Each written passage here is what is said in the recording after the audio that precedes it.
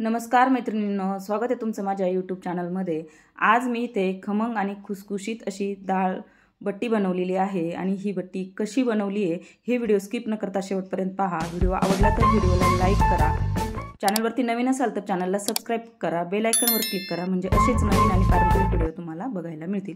तर मैत्रिणींनो, एक मोठं मी इथे भांडं घेतलेलं आहे बट्टी बनवण्यासाठी आणि त्यामध्ये 3 मोठे कप गव्हाचं पीठ घालून घेते आहे आणि 2 कप मक्याचं पीठ घेतले। तर मक्याचं पीठ इथे मी रवाळच दळून आणलेला आहे। रवाळ पीठ जर असेल तर एक्स्ट्रा रवा घालण्याची गरज लागत नाही। त्यानंतर यामध्ये मी 1 चमचा जिरं घालून घेतले। जिरं असं हातावर थोडंसं चोळून घालून घेते बघा। त्यानंतर त्याच चमच्याने 1 चमचा ओवा घेतलाय। ओवा सुद्धा हातावर चोळून घालून घेते कारण याने फ्लेवर छान येतो असं चोळून घातल्याने। त्यानंतर 2 चमचे सफेद तीळ घालून घेते। त्यानंतर पाव चमचा इथे हळद घातली आहे, हळदीने छान रंग येतो। त्यानंतर चवीनुसार मीठ घालून घ्यायचं आहे आणि पाव चमचा इथे खाण्याचा सोडा घालून घेतलाय, सोड्याने थोडी खुसखुशीत होते बट्टी। त्यानंतर 1 मोठा चमचा इथे तेल घालून घ्यायचं आहे आणि हे आता सर्व आपल्याला हातानेच मिक्स करून घ्यायचं आहे जेणेकरून सर्व पीठ तेल सर्व मिक्स झालं पाहिजे एकसारखं असं। तर अशा पद्धतीने हे सर्व मिक्स करून घ्यायचं आहे। तर मैत्रिणींनो, मी नेहमी बट्टी बनवायची असेल तर बट्टीचं वेगळंच दळून आणत असते, म्हणजे रवा वगैरे घालून असं बट्टी कधीच बनवत नाही। तर आता इथे मिक्स करून झाले, लागेल तसं पाणी घालत आपल्याला ज्या पद्धतीने आपण चपातीचं कणिक मळतो त्याच पद्धतीने हे पीठ भिजवून घ्यायचं आहे बघा। या पद्धतीने असं थोडं थोडं पाणी आपल्याला इथे घालत हे पीठ भिजवून घ्यायचं आहे। अगदी मऊसूत असं आपल्याला इथे पीठ भिजवून घ्यायचे, लागेल तसंच थोडं थोडं पाणी घालायचं आहे बघा। या पद्धतीने असं मी इथे पीठ भिजवून घेते। खूप छान होते ही बट्टी, नक्कीच ट्राय करून पहा आणि कशी झाली नक्कीच मला कमेंटमध्ये सांगा आणि त्यासाठी पूर्ण व्हिडिओ बघा। बघा या पद्धतीने आपलं हे पीठ इथे भिजवून झालेलं आहे। आता ह्याच्यावरती झाकण ठेवून आपल्याला एक 8-10 मिनिट हे व्यवस्थित मुरू द्यायचं आहे।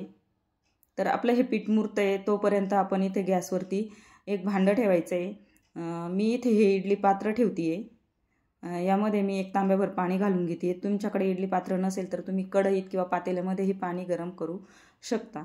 तर झाकण ठेवून इथे मी एकदम लो फ्लेमवरती आता हे पाणी उकळायला ठेवलेलं आहे आणि इथे 8-10 मिनिट सुद्धा आपले झालेले आहे। तर पीठ ही व्यवस्थित मुरलंय आपलं बघा। त्यानंतर आता आपल्याला ज्या भांड्यामध्ये बट्टी लावायची आहे ना, तर त्या भांड्याला आपल्याला थोडंसं तेल लावून घ्यायचं आहे। तुमच्याकडे जर असं भांडं वगैरे नसेल तर तुम्ही चाळणीमध्ये ही बट्टी लावू शकता किंवा तुम्ही डायरेक्ट पाण्यात उकडवली तरी चालते बट्टी। पण मी तर या पद्धतीने असं इडलीच्या पात्रामध्ये बट्टी लावत असते। तर आता तेल लावून झाले, त्यानंतर आता हे जे पीठ आहे ना व्यवस्थित भिजलंय आपलं, ते थोडंसं मळून घ्यायचं आहे। त्यातला अर्धा गोळा मी इथे काढून घेते आणि व्यवस्थित असं पुन्हा एकदा त्याला मळून घेते। पुन्हा त्यातला छोटासा एक गोळा काढून घ्यायचा आहे। ज्या पद्धतीने आपण चपातीला उंडा घेतो त्या पद्धतीने घेऊन आणि थोडासा लाटून घ्यायचा आहे बघा या पद्धतीने आणि ह्याला तेल लावून घ्यायचं आहे। आता ज्या पद्धतीने आपण 4 पुडाची चपाती करतो ना त्याच पद्धतीने आता आपल्याला इथे तेल लावून घ्यायचं आहे बघा। अशी अर्धी दुमडून घ्यायची, पुन्हा थोडंसं तेल लावून घ्यायचं आहे, पुन्हा दुमडून घ्यायचं आहे आणि या पद्धतीने त्याचा असा गोळा बनवून घ्यायचा आहे। ह्या पद्धतीने बट्टी जरूर बनवा, खूप खुसखुशीत होते, मध्ये छोटे छोटे त्याला लेयर्स निघतात आणि आतपर्यंत व्यवस्थित शिजल्या जाते। नंतर आपल्याला हा बट्टीचा गोळा ज्या भांड्याला आपण तेल लावून घेतले त्यामध्ये ठेवायचे किंवा चाळणी असेल तर चाळणीमध्ये ठेवले तरी चालेल। नंतर पुन्हा एक करून दाखवते मी तुम्हाला। पुन्हा एक असा गोळा घेतलेला आहे, ज्या पद्धतीने आपण चपातीचा उंडा घेतो त्याच पद्धतीने आणि असं लाटून घ्यायचं आहे। पुन्हा त्याला थोडंसं तेल लावायचं आहे, पुन्हा घडी करून आणि पुन्हा तेल लावून आणि बघा या पद्धतीने असं त्याचा गोळा बनवून घ्यायचा आहे। या पद्धतीने जर केलं ना खरंच खूप छान खुसखुशीत अशी ही बट्टी होते किंवा तुम्ही डायरेक्ट गोळे बनवून ठेवले तरीही चालतंय। पण असं जर केलं ना तर छोटे छोटे लेयर निघतात, म्हणजे तळताना सुद्धा आतपर्यंत ती व्यवस्थित तळल्या जाते बघा। या पद्धतीने मी आता सर्व बनवून घेते।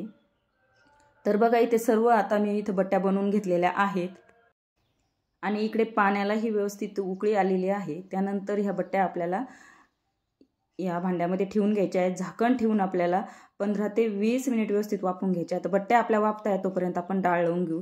तर इथे मी मोठी अर्धी वाटी मूग डाळ आणि छोटीशी अर्धी वाटी तूर डाळ घेतलेली आहे। तर तुम्ही इथे कुठली एकच डाळ घेऊ शकता। तूर डाळीचं डाळ बनवली तरी चालते, पण आमच्याकडे असं मिक्स डाळीचंच करतात। आणि ही डाळ आहे ना आपल्याला 2 ते 3 पाण्याने व्यवस्थित धुवून घ्यायची, कारण या डाळीला कीटकनाशक पावडर लावलेली असते, त्यामुळे हे 2 ते 3 पाण्याने व्यवस्थित धुवून घ्यायची आहे। मी तर 3-4 वेळा धुवून घेते। बघा इथे आता हे आपलं धुवून झालेली डाळ पुन्हा एकदा पाणी घालायचं आहे आणि कुकरमध्ये ही डाळ आता सर्व काढून घ्यायची आहे आपल्याला। तर मी नेहमी सांगते, कडधान्य जर आपण भाजीसाठी वापरत असाल तर 3-4 पाण्याने धुवूनच घ्या, कारण कीटकनाशक पावडर ही शरीराला खूप हानिकारक असते। त्यासाठी 3-4 वेळा धुवून घ्यायचं। त्यानंतर बघा इथे डाळ मी काढून घेतली आणि डाळ बुडल इतपत यामध्ये मी पाणी घालून घेतलंय। त्यानंतर इथे पाव चमचा हळद घालून घेते। हळद आपल्याला व्यवस्थित मिक्स करून घ्यायची आहे। हळद व्यवस्थित मिक्स करून झाली की यामध्ये आपल्याला 1 चमचाभर तेल घालून घ्यायचे। तेलाने डाळ व्यवस्थित अगदी मऊसूत शिजते। नंतर आपल्याला कुकरला याच्या 3 शिट्ट्या काढून घ्यायच्या आहे। तर बघा मैत्रिणींनो, इथे 15 ते 20 मिनिट झालेले आहेत। आपली बट्टी शिजली का बघू आपण। तर बट्टी शिजली की नाही बघण्यासाठी बघा अशी या पद्धतीने सुरी त्यामध्ये घालून पाहिजे आहे। आणि सुरीला जर मधलं पीठ लागलं नाही तर बट्टी आपली व्यवस्थित शिजलेली आहे।